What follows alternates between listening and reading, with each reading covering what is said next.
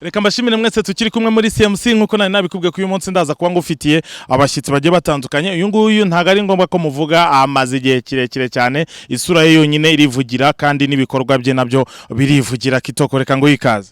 Murakoze cyane. Amakuru yawe Kitoko? Amakuru ni meza. Amaze iminsi mu Rwanda ariko itangaza amakuru twari twarakubuze. Nibyo nari mpugiye mu bintu byinshi, nabyo ndimo muri aka kanya. Hanze kwerekana nafite amakuru cyangwa se ntaruzuza ibyanzanye. Byaratunguranye cyane kugira ngo duhite tubona, twari tuzi ko Kitoko ari mu Rwanda, dushaka amakuru ye turayabura, ariko noneho bihita bitungurana video hanze. Wabitewe n'iki bino bintu?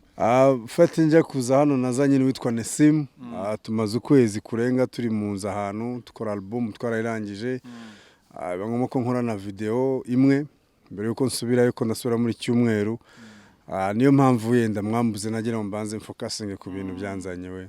Iyi rero uravuga ati album yo yararangiye, yakozwe n'umu producer yitwa Nesim guturuka i Bugande. Iyi album izaba yitwa gute?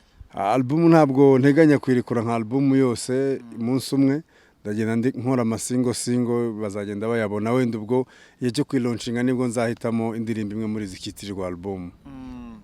Izasohoka ryari? Imwe ni iyi ngiyi yatangiye uyu munsi, ndagerageza kugenda nzisohora umunsi ku wundi, ariko mu kwa 12 nibwo ndi guteganya igitaramo hano. Hanyuma Kitoko, tugaruke kuri iyi video yawe wasohoye. Kubera iki wafashe icyemezo ukavuga ati reka nje gushaka uyu mu producer? Nibwo bwa mbere gukoreye indirimbo mu ba producer bose baba hano mu Rwanda, utibagiwe na Cedro wagukora ama video menshi na Medisare n'abandi bagiye batandukanye mwakoranye kuva kera, none uravuze ati reka ngerageze tarancyashya. Wabitewe n'iki? Hano mu Rwanda ni mu rugo, mu byari binzanye ntabwo ari muziki yonyine, nagombaga kuza mfite izindi nshingano zinzanye bikorera icyarimwe, ariko maze igihe numva n'umuziki wa Nesim. Bitavuze ko ntazongera gukorana na P, ntazongera gukorana n'undi wari wese. Nashatse gukorana na Nesim kubera ko nabonaga muri iyo minsi numvaga mparaye imiziki ye, naboneka nanjye nkora indirimbo numva uko zimeze. No kuri video nabwo wagerageje mu producer mushyashya kuri wowe? Nabwo nagerageze mushyashya. Ko ikintu cya mbere nabonye hano mu Rwanda benshi tugira ni igihe abantu turi mu muziki benshi, sinzi niba no kubera umuntu abaze kubana n'abanyamahanga cyane, usanga isaha igihe itariki baguhaye bayubahiriza ni bakeya. Rero narebye namaneka mfata umuntu nanjye mugira uko nshaka, kandi nawe nabonaga afite imbaraga. Ibintu byose niyo mpamvu ubona ngendeye ku gihe video imwe yarasohotse. Iyo nza gukorana n'abandi bantu ndibaza ko yari kubitarasohoka. Hanyuma ibingibi ubona biterwa n'iki Kitoko? Aba producer benshi cyane abanzi bagenda babashinja ubwenseriye cyangwa se kutagira gahunda, kutaguha product yawe nkuko mwarabyumvikanye kandi waramuhaye amafaranga. Mu by'ukuri ndibaza ko nta competition nini dufite hano mu Rwanda, nta muntu uba ufite abakonkira bafite izindi mbaraga. Ikindi nanone wenda n'abantu tuba tumenyeranye, tuvuye nkawe n'abantu twatangiranye music, mukagera hejuru uramuhamagara akabazi ko natita ndongera muhamagare. Ndibaza ko ariyo mpamvu wenda bageraho bakaryama ko isoko nirihari bararizi, ariko ari gihe biri ngombwa ko dukreye abandi bashyashya kandi bafite amaraso mashya, ibintu bikihuta. Yego, turi kugera ku musozo w'ikiganiro turimo turagirana, uravuga ati kino cyumweru kiraza gusiga nsubiye hanze. Amasomo yaba yararangiye cyangwa se n'ubundi ugiye gukomeza amasomo? Amasomo yararangiye, gusa wenda sindabiga. Hari izindi, urumva mpamaze imyaka 5, hari ibindi mishinga warahakoreye n'ibindi watangiranye nabyo.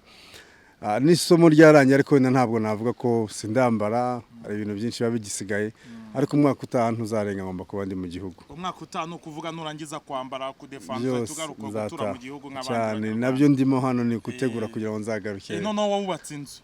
Wasanga wari urimo? Ntabwo nagiye gucuruza, nagiye kwiga. Yes Kitoko, none tugaruke ku ndirimbo yawe nshyashya cyane. Yitwa Kamikazi. Kamikazi, noneho mu rwego rwo gushimisha abadukurikiranye by'umwihariko n'abafana bawe, mbere yuko ubasigira ijambo nyamukuru washyira akantu gatoya kuri Kamikazi twumva. Mana yanyihereye Kamikazi w'ibihe byose, Kamikazi. Ndibaza barayibona video nayikoreye hano, amashusho nakoreye hano, audio, n'indirimbo nshyashya iri kuri album.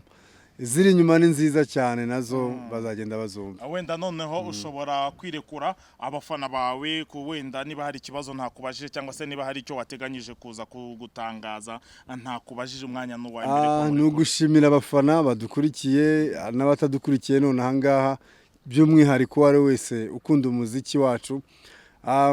baradufashije cyane kugeza kuri uyu munota. Impamvu tukiruka mu muziki nuko twigeze tubona urukundo rwabo, tukibona urukundo rwabo, turizeye gukomeza kurubona. Niyo mpamvu mu muziki tuzakora nimwe mutuma tuyikora, nimwe mudutera imbaraga mbese.